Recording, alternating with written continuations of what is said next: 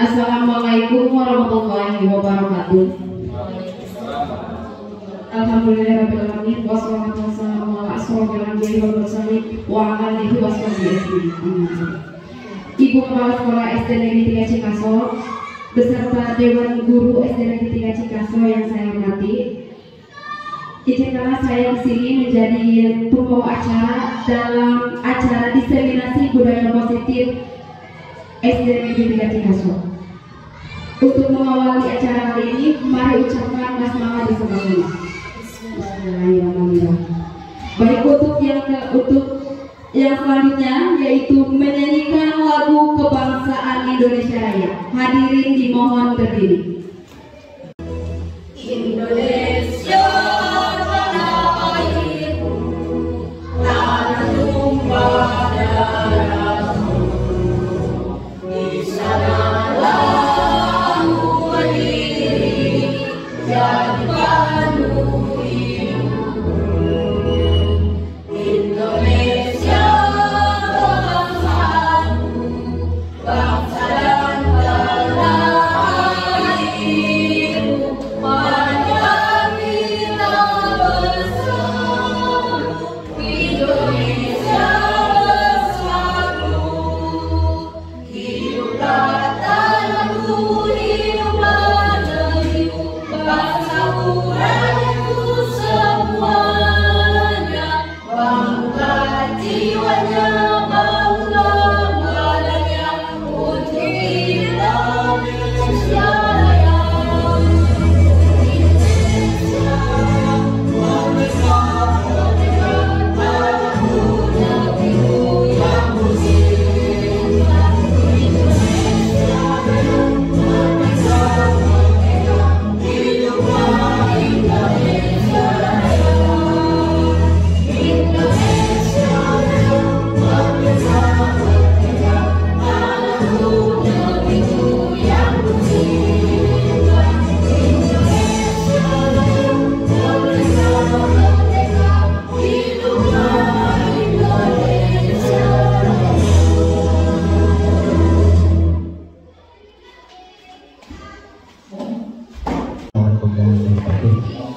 Marilah kita berdoa kepada Allah Subhanahu wa Ta'ala, semoga kegiatan ini ada dalam kelancaran dan ada dalam lindungan Allah Subhanahu wa Ta'ala, dan semoga mendapat berdoa dari Allah Subhanahu wa Ta'ala. Amin. Allahumma shalli wa sallim ala sayyidina Muhammad wa habibina syafi'ina karimina wa imamil hatam wa sallallahu tabaraka wa ta'ala syahid rasul. Amin. Alhamdulillah rabbil alamin, hamdan syakirin hamdan yafi'u fi majidah ya rabbana alhamdu kama ja'alna kadhi sultan. Allahumma shalli ala sayyidina Muhammad sallallahu alaihi wa sallam aqwa fa tatina nabi jami'al hajat wa tudhhiruna biha jami sayya tafadhika inda qala darajat wa tudhhiruna biha ma sayya fi jami'al khairat wa ya qabala ma ta'ala wa sallallahu wa sallam. Allahumma ya qadiyal hajat, Allahumma ya syafi'al amrad, Allahumma ya dafi'al baliyat, Allahumma ya tafi'al muhimmat. Rabbana atina fid dunya hasanah wa fil akhirati hasanah wa qina adzabannar. Subhana rabbika rabbil izzati amma yasifun wa salamun alhamdulillahi rabbil alamin. Sallallahu alaihi wa sallam. Fatihah. A'udzu billahi minasyaitonir rajim. Bismillahirrahmanirrahim. Alhamdulillahi rabbil alamin, arrahmanir rahim, maliki yaumiddin. Iyyaka na'budu wa iyyaka nasta'in. Ihdinas siratal mustaqim. Siratal ladzina an'amta 'alaihim ghairil maghdubi 'alaihim waladdallin. Assalamualaikum warahmatullahi wabarakatuh.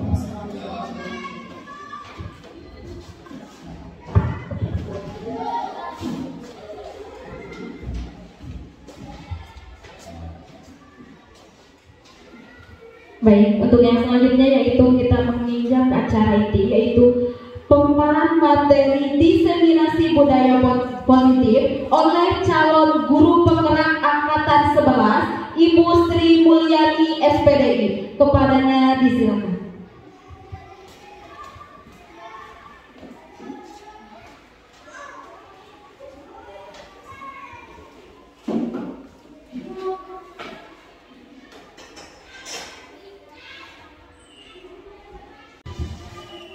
Assalamualaikum warahmatullahi wabarakatuh.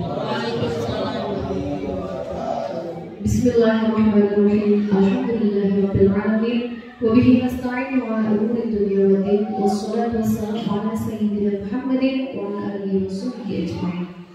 Puji dan syukur kita panjatkan kehadiran Allah Subhanahu wa taala. Pada hari ini alhamdulillah kita bisa bersama-sama berkumpul dalam rangka kegiatan diseminasi budaya positif dari saya sebagai kepala sekolah dan calon guru penggerak angkatan 11 di tahun ini. Salawat serta salam semoga senantiasa dilimpahkan kepada junjungan kita Habib Nabi Muhammad Sallallahu Alaihi Wasallam. Semoga kita semuanya juga mendapatkan syafaatnya di yaumil akhir. Bapak Ibu guru semuanya, Bapak Ibu guru SD Negeri 3 Cikaso, saya ucapkan terima kasih yang sebesar-besarnya atas kehadiran Ibu dan Bapak semuanya di tempat ini untuk bersama-sama mempelajari kembali budaya positif, materi tentang budaya positif. Materi ini saya dapatkan dari pendidikan calon guru penggerak di modul 1.4. Sangat sayang sekali kalau ilmu ini hanya saya dapatkan dan tidak dibagikan kepada Bapak dan Ibu guru semuanya. Jadi di kesempatan ini saya ingin berbagi dengan Bapak dan Ibu semuanya tentang pengetahuan yang saya dapatkan di modul 1.4 dan juga berbagi pengalaman melaksanakan praktik baik budaya positif yang sudah saya laksanakan. Sebelum kegiatan dimulai, saya ingin membuat kesepakatan kelas terlebih dahulu supaya nanti kegiatannya berjalan dengan tertib dan disepakati aturan-aturannya. Ini hanya gambaran dari saya. Yang pertama disepakati, ini kalau disepakati ya, kesepakatan kelas yang pertama adalah diteruskan oleh Bapak dan Ibu semuanya tepat waktu. Jadi bisa dipakai. Jadi waktunya kita komitmen sampai jam berapa? Kesepakatan Bapak dan Ibu semuanya berarti sampai jam berapa ini? Sampai jam kita sepakati bersama? Sampai jam tersampaikan atau tidak yang kita sampai itu. Sepakat waktu sampai jam 12 sepakat? Oke. Kemudian untuk yang kedua HP mode silent. Bagaimana kalau ini disepakati? Nanti di silent berarti tidak disuarakan, dibunyikan. Boleh hidup, boleh membuka HP? Boleh. Ayo kita sepakati ini sama dengan ketika Bapak dan Ibu membuat kesepakatan dengan anak-anak Bapak dan Ibu di kelas, ya. Jadi tetap kita yang memancing bagaimana mereka mengambil kesepakatan, tapi kita yang memberikan umpannya. Ini sebagai umpan dari saya, misalnya HP kita mode silent kan, bagaimana disepakati atau tidak atau mau diganti? Bisa. Terus boleh tidak kalau mau buka HP gitu waktu kita diseminasi, sepakat tidak? Boleh atau tidak? Boleh, oke. Terus ini hanya gambaran saja nih. Yang ketiga, menghargai pendapat orang lain, sepakat? Ada tambahan yang lainnya? Selama kegiatan belajar, kesepakatan kita kegiatan belajar. Selama kegiatan diseminasi, apa kesepakatan yang lainnya? Membatasi untuk tanya jawab. Berbagi waktu ya. Berbagi waktu untuk tanya jawab. Berbagi waktu.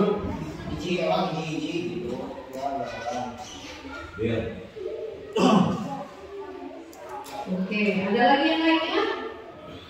Boleh makan minum tidak Bapak Ibu? Boleh. Itu kesepakatan juga, kita juga bisa mengambil kesepakatan dengan anak-anak. Bagaimana anak-anak sepakat tidak gitu? Seperti saya kemarin ngobrol sama Bu Siti di kesepakatan di kelas dan sama anak-anak naik ke atas meja. Bagaimana sepakat atau tidak? Tuh, sampai tadi kan ada kejadian, saya tinggal ngomong sama Ridwan, kemarin kesepakatannya sama Ibu bagaimana? Boleh tidak naik ke atas meja gitu kan? Kita tinggal mengambil kesepakatan bersama anak-anak, atau kalau dalam kesempatan ini bersama rekan-rekan. Boleh makan dan minum sekedarnya ya.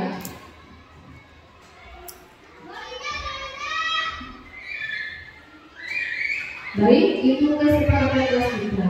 Sebelum kita melanjutkan pada kegiatan diseminasi, saya ingin mengajak Bapak dan Ibu untuk melakukan ice breaking terlebih dahulu supaya lebih segar suasananya. Kita akan melaksanakan ice breaking kebalikan. Kalau ular itu ukurannya panjang atau pendek? Panjang. Kalau ular pada kenyataannya panjang. Kalau cacing pada kenyataannya pendek. Nah, kita sekarang main kebalikan. Ular pendek dan cacing panjang. Bagaimana cara mainnya? Sekarang tangannya silakan Bapak dan Ibu di peragakan tangannya saling berhadapan. Telapak tangannya saling berhadapan. Jarak keduanya berdekatan. Kalau saya bilang panjang, cacing apa tadi? Panjang. Bilangnya panjang, di otak kita cacing. Bilangnya panjang, tapi tangannya pendek. Cacing kita peragakan coba. Cacing. Pendek. Panjang.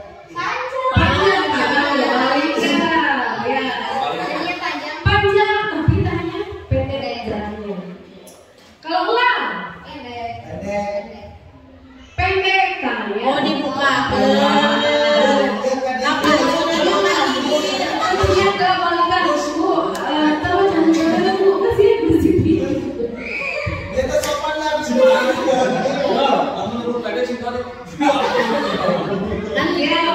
Kita mulai ice breaking. Siap. Ya. Cacing. Ular.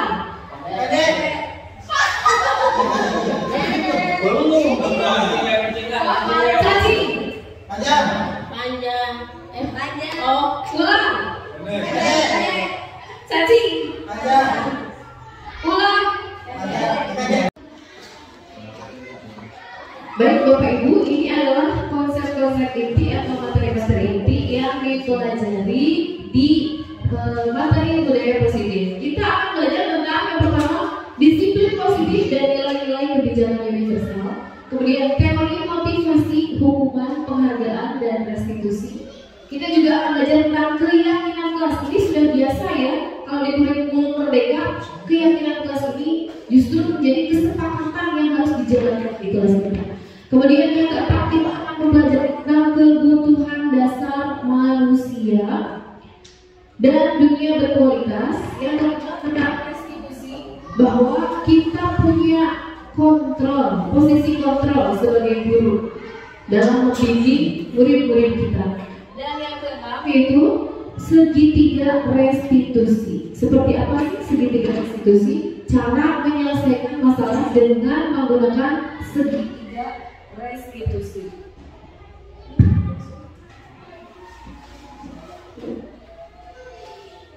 Di materi pertama kita akan belajar tentang disiplin positif dan nilai-nilai kebajikan universal. Disiplin positif dan nilai-nilai kebajikan universal. Ini teori yang digulirkan oleh Dr. William Glasser. Ada beberapa miskonsepsi atau kesalahpahaman.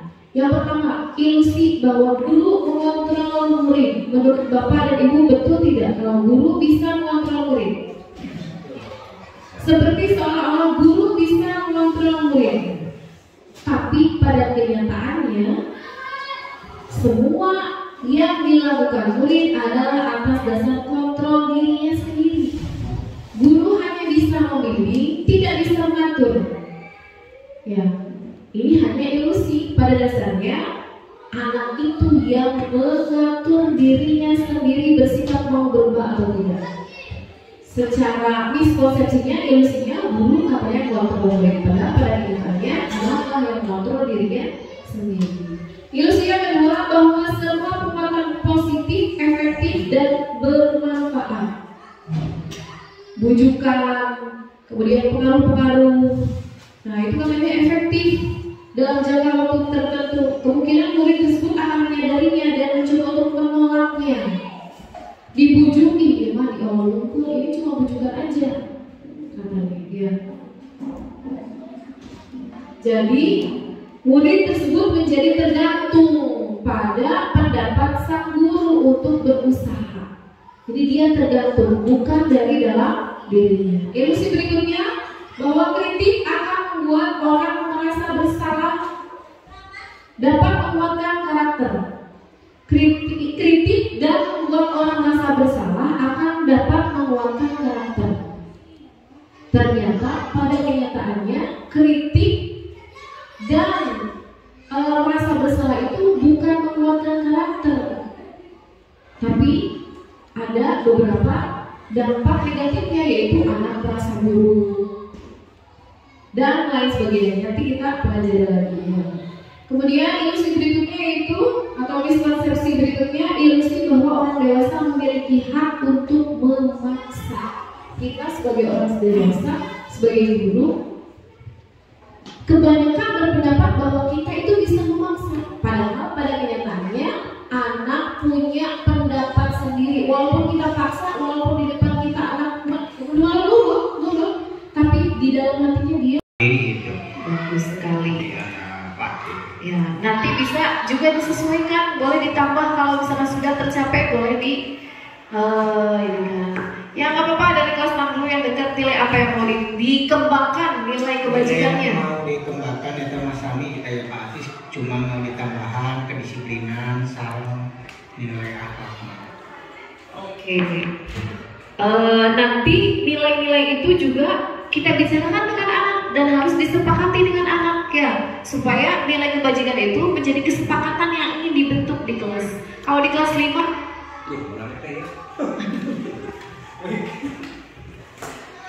beriman Bu, karena setiap pagi anak-anak kelas 5 itu suka tadarus Bu, atau sholat duha, dan selanjutnya mandiri Bu, inovatif, sekarang benar kritis.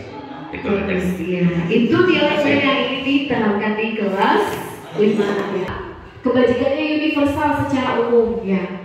Semua orang mengakui kebajikannya, dan nilai ini nanti bisa kita sepakati di kelas, dibicarakan dengan anak-anak. Coba anak-anak, nilai kebajikan yang mau diterapkan di kelas kita apa? Kebaikan-kebaikan apa yang ingin kita capai di kelas? Kebaikan apa saja? Ini kita bisa memilihnya. Kita lanjutkan ke materi berikutnya. 3 macam. Yang pertama, motivasi bergerak manusia. Yang pertama, untuk menghindari ketidaknyamanan atau hukuman. Misal anak-anak pagi-pagi datang tepat waktu karena takut kalau kesiangan dihukum. Nah, berarti dia merasa tidak nyaman kalau menerima hukuman. Itu juga jadi motivasi. Wah, jadi gak asik, jadi cepat berangkatnya, jadi tepat waktu. Tapi motivasi yang timbul adalah karena ketidaknyamanan atau karena hukuman. Motivasi yang kedua yaitu untuk mendapatkan imbalan atau penghargaan dari orang lain. Saya mau belajar supaya dapat ranking 1. Nah, itu juga motivasi, menjadi semangat, tapi motivasinya untuk mendapatkan imbalan atau penghargaan dari orang lain. Dan motivasi yang ketiga yaitu untuk menjadi orang yang mereka inginkan dan menghargai diri sendiri dengan nilai-nilai yang mereka percaya. Ini motivasi yang ketiga dari dalam dirinya. Saya ingin menjadi orang yang baik. Saya ingin berangkat selalu tepat waktu. Saya ingin belajar di kelas dengan sungguh-sungguh. Itu muncul dari dalam dirinya, bukan karena ingin mendapatkan hadiah atau bukan karena hukuman. Nah, menurut Bapak dan Ibu, motivasi mana yang akan paling kuat membuat anak atau membentuk karakter anak? Kalau menurut Bapak dan Ibu adalah yang ketiga yang menjadi motivasi yang terbesar untuk menjadi orang yang mereka inginkan, berarti kita harus mampu menyadarkan anak-anak bahwa, atau membentuk motivasi atau membuat anak memahami mereka ingin menjadi seperti apa. Kita harus menuntun anak-anak supaya anak itu memahami mereka ingin menjadi seperti apa. Kemarin saya membuat kasus atau mengadakan praktik baik. Contoh,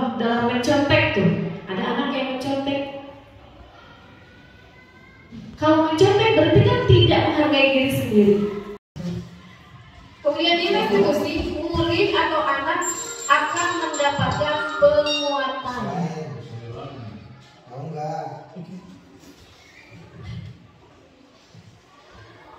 Nah, kalau dalam hukuman perilaku pasif atau agresif akan meningkat. Contoh, ada anak yang karena saya sedang berhadapan dengan anak kelas 1 listriknya sekalian. Kalau misalnya si anak yang nakal itu atau yang bandel itu kita hukum, maka dia akan lebih melawan gitu ya Bu. Nah, itu salah satu karakter dari hukuman. Kalau konsekuensi penguatannya hanya bertahan dalam jangka waktu yang pendek. Tapi kalau dalam restitusi diharapkan dia akan mampu memecahkan masalahnya sendiri. Dalam restitusi, murid belajar bertanggung jawab untuk perilakunya dan fokus pada pemecahan masalah. Apa yang kamu yakini, apa yang bisa kamu lakukan untuk memperbaiki masalah, ini contoh-contoh pertanyaannya dalam restitusi. Apakah hal ini yang sesungguhnya ingin kamu lakukan? Nah, kita itu hanya menuntun supaya anak timbul motivasi dari dalam dirinya. Ini konsep yang menarik berikutnya. Saya juga agak terhenyak ini. Padahal kita suka memberikan reward ya kepada anak-anak, suka memberikan reward, tapi ternyata ini Alfie Coin, beliau menjelaskan katanya ternyata penghargaan juga tidak efektif, masih kurang efektif. Karena ternyata penghargaan itu justru bisa menghukum dirinya sendiri.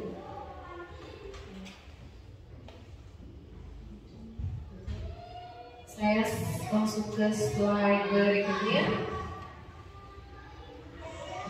Nah, ini beberapa efek dari penghargaan. Katanya penghargaan itu tidak efektif. Kenapa? Penghargaan itu bisa merusak hubungan. Ketika seseorang diberi penghargaan atau dipuji di depan orang banyak, maka akan ada orang lain yang merasa iri atau ada yang tidak setuju.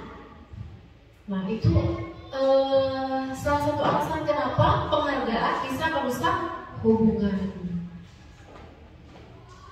Kemudian kalau diberi penghargaan, kemungkinan si anak juga akan berubah hanya karena ingin mendapatkan penghargaan.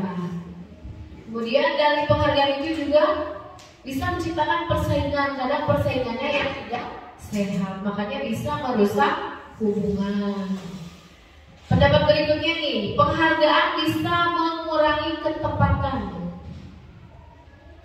Karena si anak ini ingin mendapatkan penghargaan, terlalu berambisi, sampai dia itu malah jadi tidak fokus pada apa yang ingin dia capai atau apa target yang harusnya dicapai. Justru dia lebih fokus ke penghargaan, ingin mendapatkan juara. Nah, lebih fokus ke juaranya. Makanya waktu membimbing lomba-lomba, kita tidak fokus ke kejuaraannya dulu kan, harus dapat juara 1 tidak.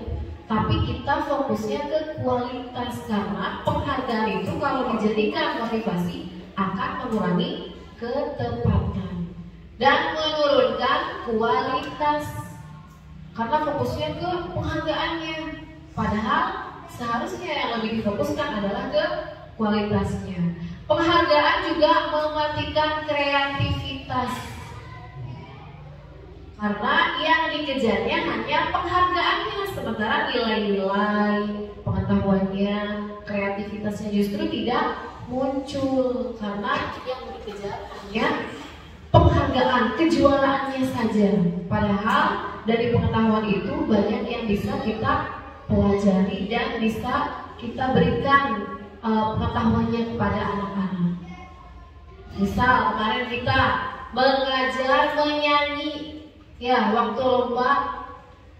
Kalau lomba kemarin kita hanya mengajar kejuaraan, maka kita tidak mengajarkan kekompakannya, teori vokalnya. Yang penting juara.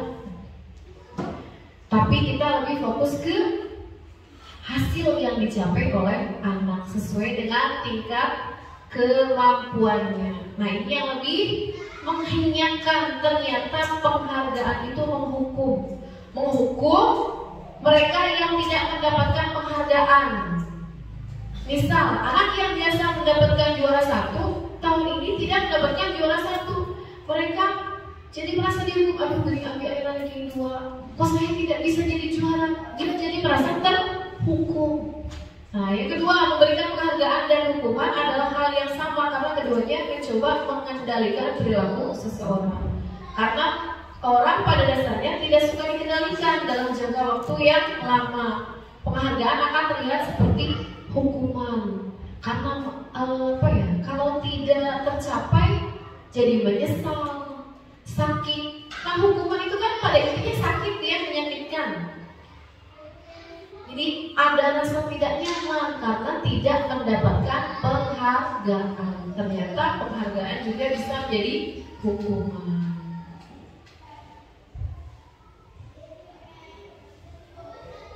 Nah, yang lebih tepat untuk menenangkan karakter atau disiplin yaitu dengan motivasi dari dalam diri anak. Di modul yang saya pelajari kemarin ditawarkan restitusi, yaitu sebuah cara menanamkan disiplin positif pada murid. Ciri-ciri restitusi bukan menebus kesalahan, namun untuk belajar dari kesalahan. Restitusi itu untuk memperbaiki hubungan. Restitusi adalah tawaran, menurut kamu bagaimana? Apa yang akan kamu lakukan? Selanjutnya apa yang akan kamu rubah? Nah, itu tawaran. Restitusi menuntut kelas. Nilai keyakinan kelas yaitu nilai kebajikan universal yang disepakati. Tadi kita sudah belajar ya tentang nilai-nilai kebajikan universal. Makanya kita disepakati bersama anak-anak mana yang mau diwujudkan keyakinan kelasnya atau nilai-nilai kebajikannya. Disepakati dulu. Apakah guru bidang bisa membuat keyakinan kelas? Bisa. Karena guru bidang itu, kalau guru kelas punya 1 kelas, kalau guru bidang justru punya 6 kelas. Di kelas olahraga, guru olahraga bisa membuat keyakinan kelas yang berhubungan dengan nilai-nilai kebajikan ya. Nilai-nilai kebajikan dulu berawalnya dari nilai kebajikan yang ini diterapkan di kelas sesuai dengan tingkat perkembangannya. Guru PAI juga sama. Nanti dari nilai kebajikan itu, kalau sudah sepakat nih, guru PAI mau menanamkan nilai apa saja nih bersama anak sepakat, bisa diturunkan menjadi keyakinan kelas. Kenapa keyakinan kelas itu perlu dibentuk? Karena itu akan menjadi dasar bagi kita menumbuhkan motivasi intrinsik dari dalam diri anak. Mengingatkan apa kemarin nilai keyakinan yang ingin yang kita sepakati, apa yang kesepakatan kelas yang dibuatnya, bagaimana harusnya sikapnya. Kalau sekarang sudah bergeser dari tadinya tata tertib atau aturan kelas menjadi kesepakatan kelas. Supaya apa? Supaya muncul motivasi intrinsik dari dalam diri anak. Seseorang akan lebih tergerak dan bersemangat untuk menjalankan keyakinannya daripada hanya sekedar mengikuti serangkaian peraturan tertulis. Kalau sudah jadi keyakinan, dia akan lebih tergerak. Murid-murid pun demikian. Mereka perlu mendengarkan dan memahami arti sesungguhnya tentang peraturan-peraturan yang diberikan. Apa nilai kebajikan di balik peraturan tersebut, apa tujuannya juga harus tahu ya. Kemudian dan menjadi tertarik tentang aturan atau kesepakatan kelas itu apa, sehingga nantinya bukan hanya takut melanggar atau takut terkena hukuman, tapi akan muncul dari dalam dirinya. Nilai-nilai kebajikan yang dapat menjadi landasan kita dalam buat suatu keyakinan sekolah atau dalam keyakinan kelas bisa menentukan visi atau misi tercapai. Dari keyakinan itu kita bisa menciptakan visi dan misi kita bisa terwujud. Ini pembentukan keyakinan di kelas atau di sekolah Bapak Ibu ya, bisa masalah prosedur ini. Keyakinan kelas berupa pertanyaan-pertanyaan dulu. Apa nilai kebajikan yang ingin dicapai? Kita mancing dulu dengan pertanyaan dulu. Kemudian buat pernyataan keyakinan kelas dalam bentuk positif. Misal, tidak makan di kelas. Bagaimana kalimat positifnya? Tidak makan di kelas. Bagaimana kalimat positifnya? Tidak boleh makan di kelas. Itu anak-anak. Makan Boleh makan, tidak boleh makan di kelas. Nah, bisa diganti dengan seperti itu. Boleh makan boleh makan asal di luar kelas, boleh ya. Boleh makan di depan halaman atau di teras kelas. Ada lagi yang negatif, contohnya apa lagi? Kalau lagi yang negatif misalkan tidak boleh, apa yang tidak boleh? Tidak istirahat, tidak boleh kelas. Waktu istirahat tidak boleh di kelas. Bagaimana kalimat positifnya? Menjadi kesepakatan yang kalimatnya menjadi positif gitu. Kalau dari anak-anak kan biasanya, Pak, kalau istirahat tidak boleh di kelas gitu. Bagaimana berubah menjadi kalimat positifnya? Kalimat positifnya waktu istirahat di luar kelas. Iya, bisa seperti itu. Waktu istirahat boleh bermain di luar kelas. Iya, nah itu jadi kesepakatan kelas dan bisa ditulis supaya anak-anak ingat. Ada lagi yang lainnya yang negatif, contohnya tidak boleh mencontek. Bagaimana kalimat positifnya? Peraturan. Jangan mencontek saat ujian. Nah itu kan kalimat negatif ya, aturan atau kesepakatan negatif. Kita lupa menjadi positif. Bagaimana? Mengerjakan dengan sendiri dengan penuh keyakinan gitu. Boleh seperti itu. Berarti Iya. Nah itu kalimat negatif yang dirubah menjadi kalimat positif. Bapak dan Ibu bisa membuat keyakinan kelas di kelasnya masing-masing, ditempel, nanti bisa jadi dasar. Tuh, lihat bagaimana keyakinan kelasnya sesuai dengan kesepakatan. Pertama dari apa dulu? Kalau mau bikin keyakinan kelas dari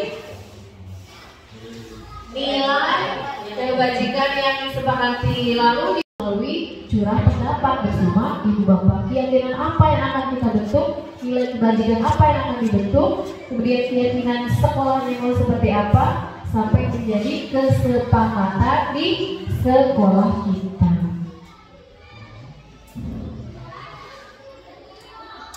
Nah, selanjutnya dari kesepakatan kelas atau keyakinan kelas itu nanti bisa ditinjau dari waktu ke waktu. Ini prosedurnya. Ini contoh keyakinan kelas 1. Setiap anggota kelas perlu belajar. Setiap anggota kelas perlu senang. Setiap anggota kelas perlu melakukan tugas. Setiap anggota kelas saling menghargai. Setiap anggota kelas saling menghormati. Semua anggota kelas merasa aman. Terus kalau tadi mandiri ya, semua anggota kelas bersikap mandiri, bertanggung jawab dan sebagainya. Ini contoh keyakinan kelas. Ini untuk di kelas atas nih, di kelas 5. Selalu bersikap positif, senantiasa menjadi diri terbaik, percaya dan menghormati orang lain, serta barang miliknya, berkomitmen terhadap setiap tugas, senantiasa membantu. Ini hanya contoh keyakinan. Tentu saja disesuaikan dengan nilai kebajikan yang ingin dibentuk di kelasnya masing-masing. Kita break dulu ya, silakan dipulangkan dulu anak-anaknya.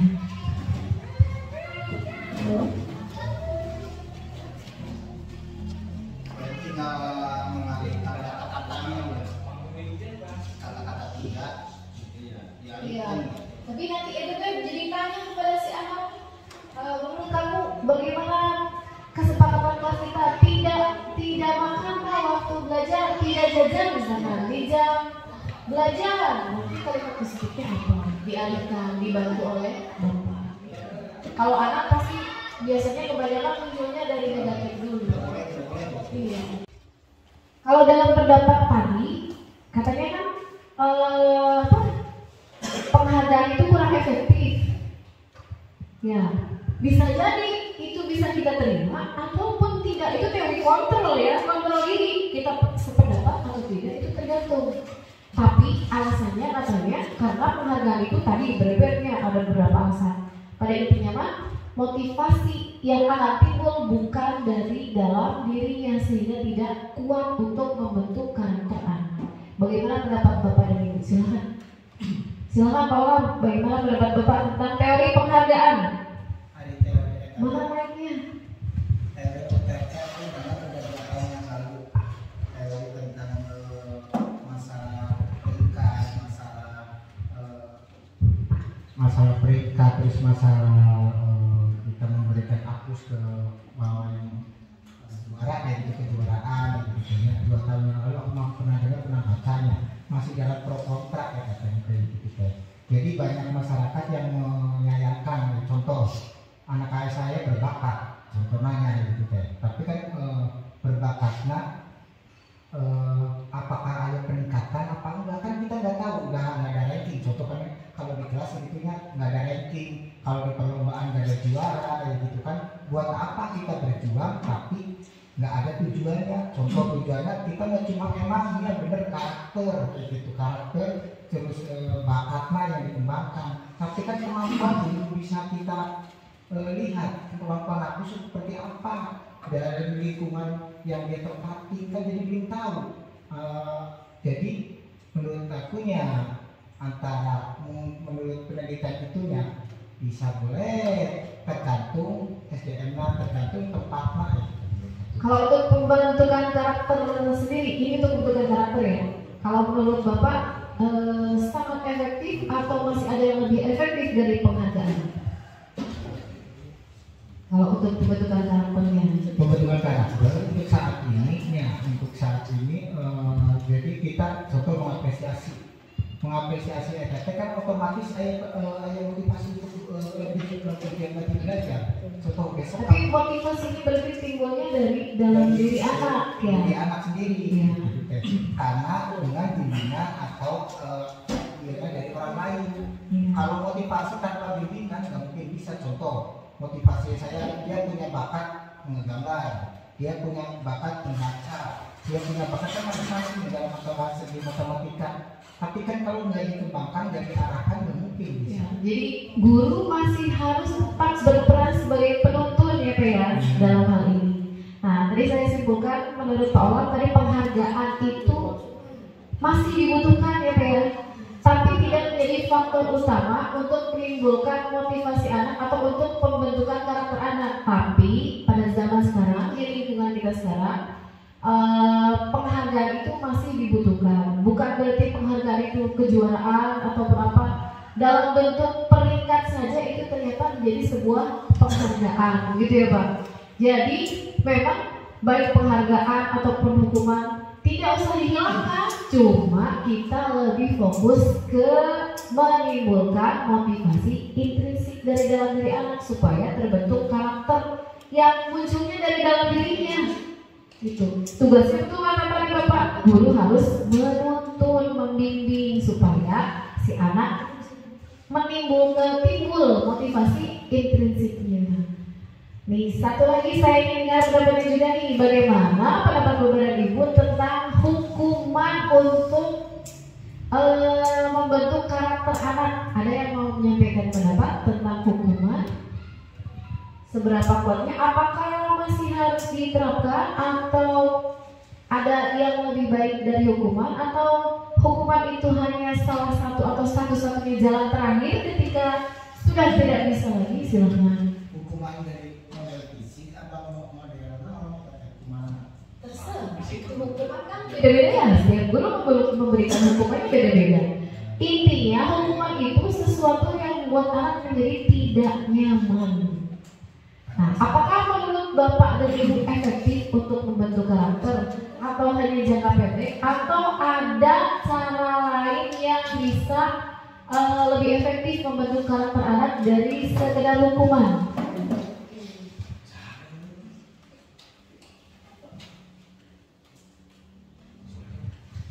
Mas Uwe, enggak?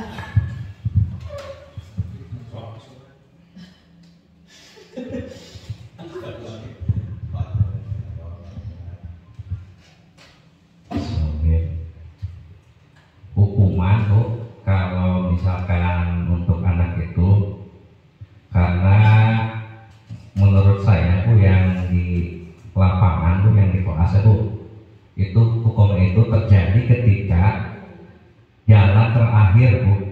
Karena saya anak contoh gini, kalau dikasih tugas atau PR kan ada batas waktunya Bu. Kalau anak mungkin kalau 1, 2, 3 itu ada yang menurut, ada yang tidak. Nah, seandainya anak itu tidak mengerjakan terus, mungkin akan dilaksanakan hukuman terakhir, yaitu contoh anak ke depan.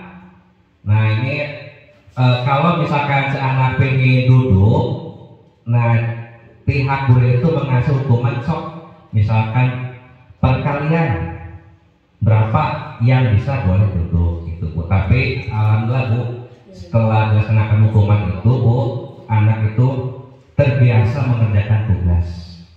Menurut Bapak, apakah ada cara yang lebih efektif dari sekedar hukuman untuk membentuk karakter anak? Tadi kan supaya semangat belajar atau supaya sungguh-sungguh belajarnya gitu. Apakah ada cara yang lebih efektif dari sekedar hukuman?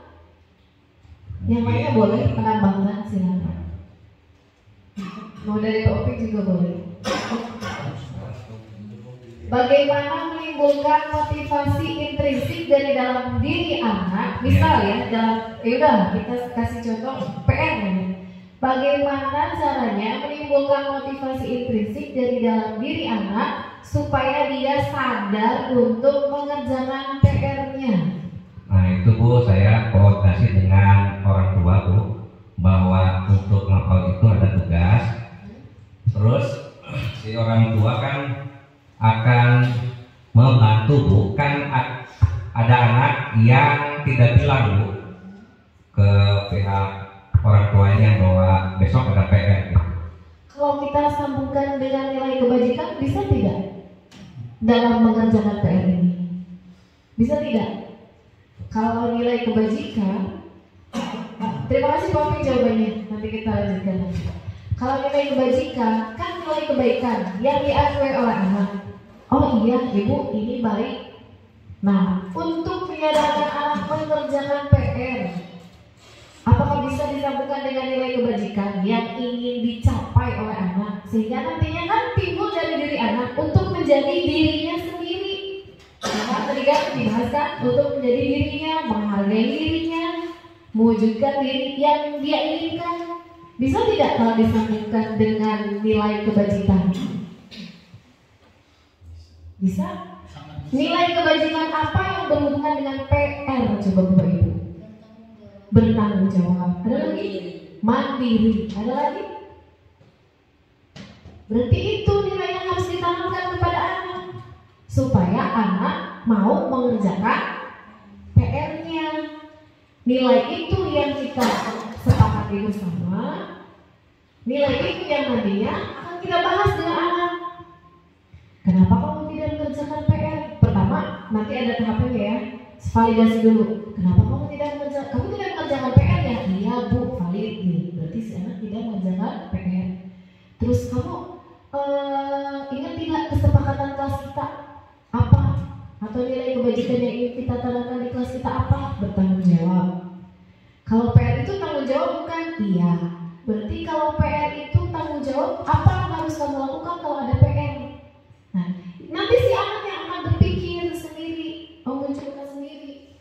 Sampai si anak sadar sendiri, oh berarti kalau ada PR nanti harus dikerjakan. Sampai si anak sendiri kan bicara. Terus dikembangkan oleh kita. Selain itu kamu bisa apa lagi kalau ada PR? Dan seterusnya. Itu yang dibutuhkan saat ini, motivasi intrinsik dari dalam diri anak. Termasuk dari dalam diri kita juga seperti itu. Dan sebelum diteruskan ke materi berikutnya, kita ice breaking terlebih dahulu. Nah, ada ganjil dan genap ice breakingnya. Cari pasangan 2 orang berhadapan-hadapan. Sudah punya pasangannya masing-masing? Punya pasangan di jalan Bu. Ya Bu. Ya, selamat. Dengan pasangannya masing-masing. Kemudian tentukan siapa yang berperan sebagai ganjil dan siapa yang berperan sebagai genap. Ganjil dan genap. Pasangan ganjil saya mengkok. Tahun berapa akhirnya? 23. Ganjil. Iya nanti sama. Oke, sepakat. Ganjil lah, sudah. Sudah. Nah, sekarang silakan semuanya berdiri dulu terlebih dahulu. Telapak tangannya saling berhadapan yang kanan.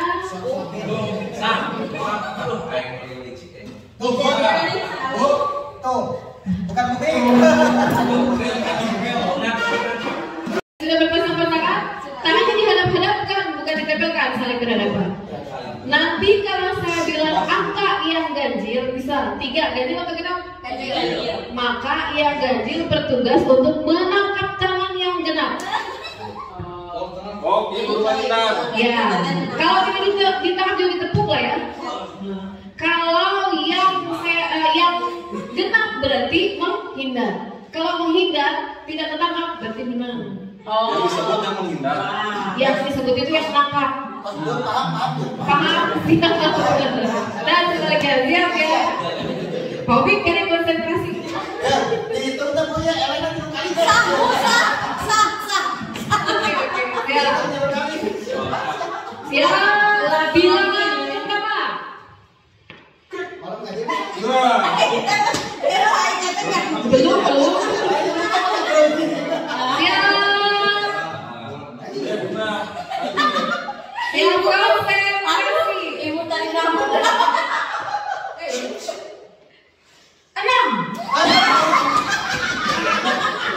Siapa yang menang?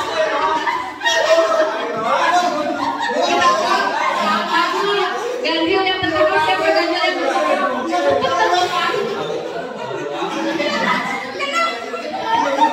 Ganjil yang selamat, mana ganjil yang selamat? Ganjil yang selamat. Genap yang menangkap, mana genap yang menangkap? Siap, konsentrasi. Lagi lah nggak apa-apa, biar seru aja ini. Bilangan berikutnya adalah 11. Ya, bingung ya.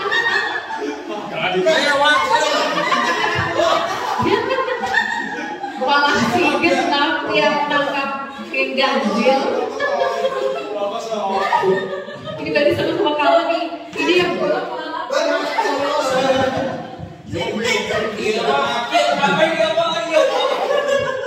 sekali lagi ya. Sekali lagi bilangan berikutnya. Ini mau cepetan 3. 3.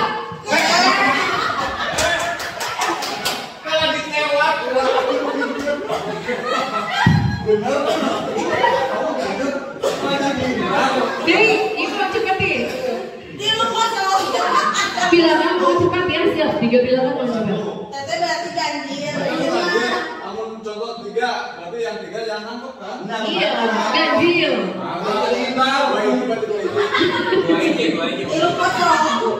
Nah ini kan melatih konsentrasi dan berpikir kritis.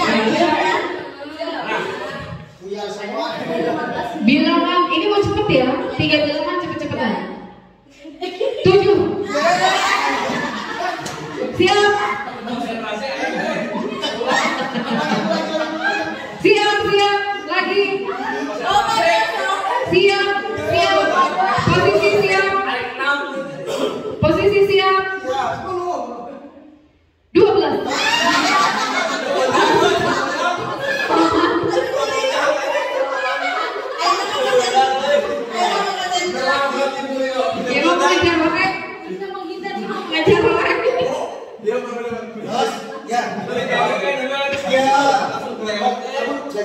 Penghindar.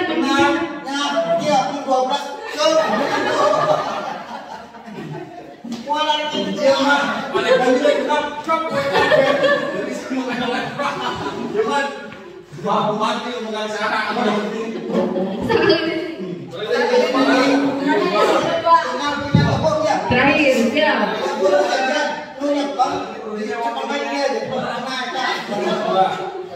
Terakhir, siap. Posisi siap.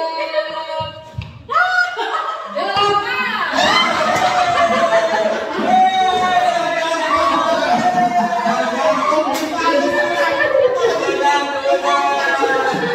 Terima kasih. Boleh tepuk tangan. Bapak Ibu manusia bukan? Kita manusia ada kebutuhan dasar yang harus dipenuhi dan ini berlaku universal.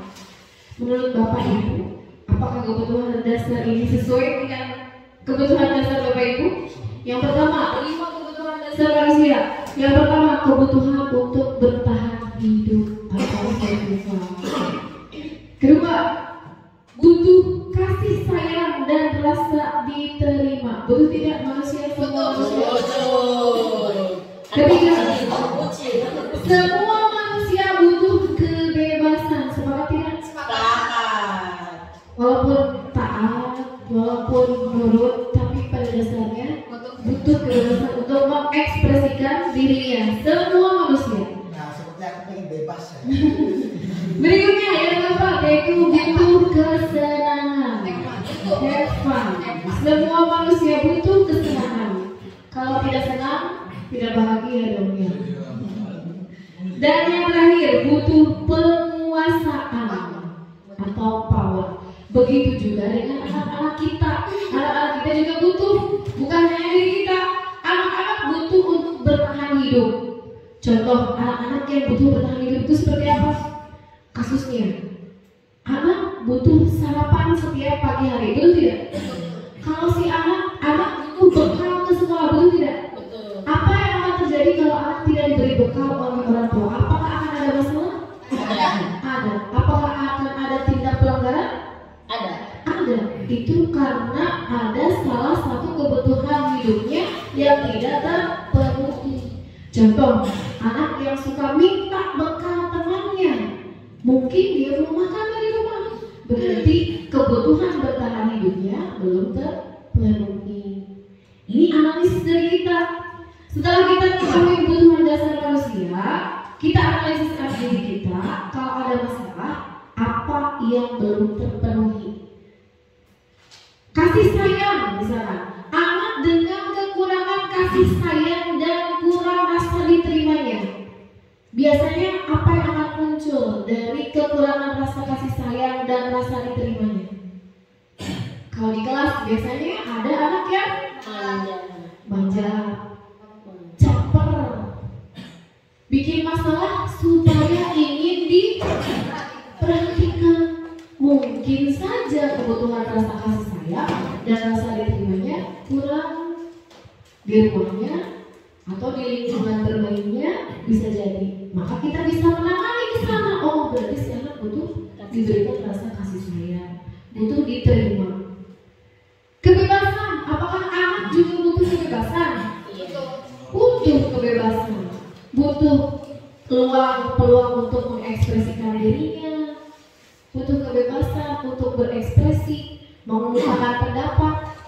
Kalau sekarang kita ada kelas diam semuanya, berarti sudah menguji kebebasannya. Diam semuanya, tidak ada yang boleh ngobrol, tidak ada yang boleh bicara. Pak, diam. Wow, enggak, itu berarti kita sudah menguji kebebasannya. Ada, makanya supaya tidak menjadi penguji kebebasannya, kita buat kesepakatan. Ini udah sepakat. Bagaimana kesepakatannya tadi? Kalau sudah di kelas, kapan kamu boleh bicaranya? Kapan tidak boleh bicara? Nah, itu jadi kesepakatan makanya. Karena setiap anak, setiap manusia itu pada dasarnya butuh kebebasan. Yang keempat, kesenangan. Apakah anak-anak butuh kesenangan? Butuh, kita saja butuh kesenangan. Anak-anak juga butuh kesenangan. Bagaimana mewujudkan kesenangan anak-anak? Apa yang ibu usahakan, bapak usahakan untuk menciptakan kesenangan anak-anak? Waktu kegiatan belajar, apakah anak-anak butuh senang waktu belajar? Butuh. Ada yang mau memberikan inspirasi atau memberikan tanggapan bagaimana caranya membuat anak merasa senang waktu belajar? Mangga. Apa itu dulu? Apalagi olahraga itu selalu dibuktikan senang banget belajar olahraga. Bagaimana caranya Supaya anak senang. belajar? Ya Pak Wak, silakan. Memberikan anak kita contoh kayak ini bola, kita kan merasa senang. Iya. Memberikan alat peraga interaktif. Aktif. Jadi anak merasa senang belajarnya, lebih tertarik. Atau ada yang lainnya biar anak senang belajar? Memberikan ice breaking seperti tadi. Ice breaking juga bisa untuk membuat anak merasa senang. Yang lainnya masih ada contoh untuk membuat anak satu lagi. Memberikan Reward. Walaupun tadi katanya reward penghargaan itu tidak efektif, tapi bukan berarti harus dilarang kan? Yang penting kan tidak mematikan kreativitasnya, tidak membuat orang lain merasa tersaing menjadi pribadi yang tidak sehat. Terakhir, kebutuhan penguasaan. Apakah anak butuh merasa berkuasa? Iya. Penguasaan? Penguasaan ini dalam arti kadang kompetensi saya menguasai materi ini. Jadi anak merasa percaya diri. Kalau yang tidak punya penguasaan, dia kan minder kan? Habis itu di sana atau kekuasaan untuk menguasai atau merasa diri punya kekuatan bisa mengendalikan temannya. Ada juga yang seperti itu. Kita tetap butuh bimbingan dari guru. Butuh bimbingan, tapi butuh karena dia punya rasa penguasaan yang lebih besar dari orang lain. Dia butuh forum atau butuh diberi kesempatan untuk eksis, untuk muncul ke penguasaannya, tapi di bidang yang positif. Contoh, Waktu ada anak kelas ini yang sudah lulus ya. Saya dengar cerita dari guru kelas 6. Ini anaknya tadinya susah diatur, bandel, terus kemauannya. Tapi ketika dia menjadi pemimpin barisan, pemimpin regu, tiba-tiba dia jadi bertanggung jawab dan terlihat baik memimpinnya. Memang itu kebutuhannya, tapi kita harus mengarahkan ke sisi yang positif. Inilah 5 kebutuhan dasar manusia yang berlaku secara universal. Yang pertama, kebutuhan dasar manusia, kebutuhan untuk bertahan hidup. Yang kedua, kasih sayang dan rasa diterima. Yang ketiga, kebebasan. Keempat, kesenangan. Dan kelima, penguasaan. kalau pakai musik tadi kan sama konsentrasi. Baik, kita akan melaksanakan tepuk konsentrasi untuk SPT-nya. Dimulai dari tepuk paha dulu. Konsentrasi dimulai. Saya Fitri. Ibu Siti. Saya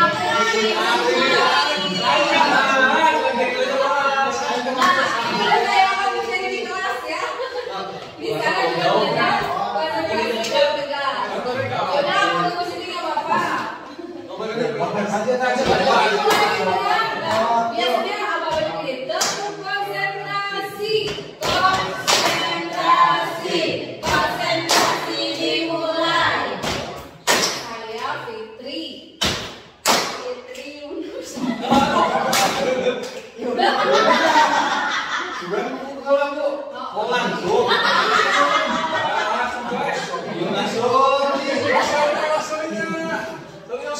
Ada yang lebih sedikit. Ya. Tepuk konsentrasi, konsentrasi, konsentrasi dimulai. Saya Suhe.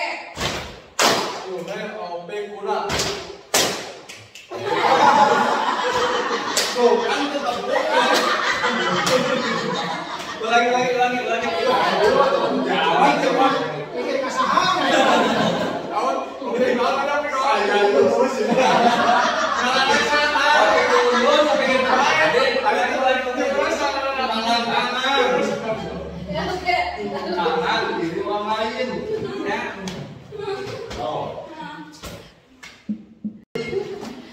Disibus dengan kabel. Oke, 10 menit terus ya. Siap. Tepuk konsentrasi. Konsentrasi. Konsentrasi dimulai. Istri Suhe. Opik. Opik Ismi. Istri Opik.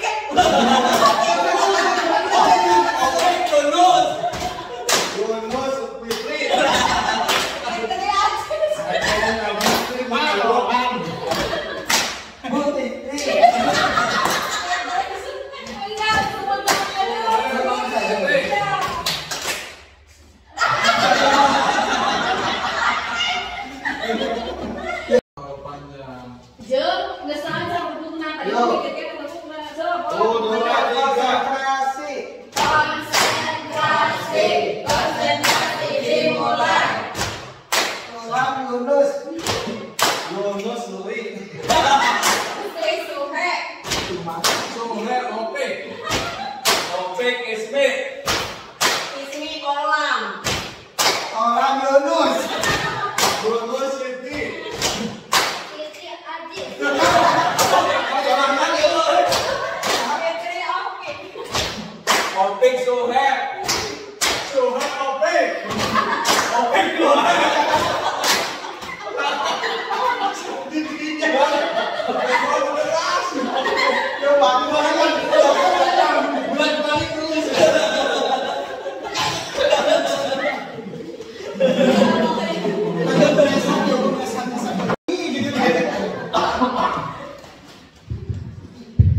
Bapak Ibu, itu sekedar oleh-oleh SPG.